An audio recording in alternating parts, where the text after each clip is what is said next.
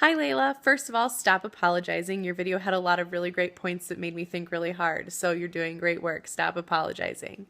So the first thing that really stuck out to me was when you first quoted Sir Ken Robinson, and how he talks about how creative intelligences are divided into three things, being diverse, dynamic, and distinct. And you connected that to our students themselves and the fact that they are diverse, dynamic, and distinct, which I thought was really great and kind of convicting to me personally, and helping me remember, it's not just another kid, it's not just another number.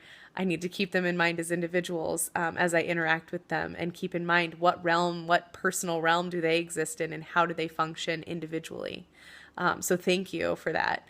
The second thing that really stuck out to me was when you talked about the Stevenson quote, how they describe the first, second, and third spaces, and you talk about the traditional classroom and how the concrete examples of, the first space and second space, but normally that revolution kind of stops in the traditional classroom, and there's not that creative space that we in the arts education kind of get to be able to create with our students.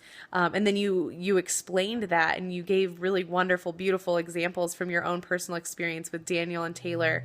And when you talked about how the relationships that you forged with them, that you chose to create, is sometimes transcends the content. And I thought that was a really kind of thought-provoking and wonderful statement, and because that's what our kids are going to take away from the education that we give them.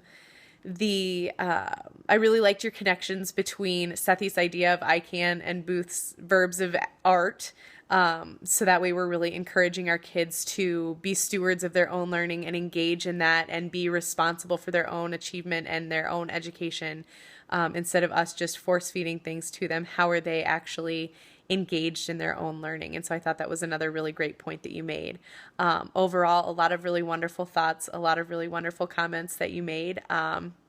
In addition to the bravos to your students, I would give you a bravo of your own, for all of your work, passion, and dedication. So thanks so much for sharing. I look forward to seeing you this summer.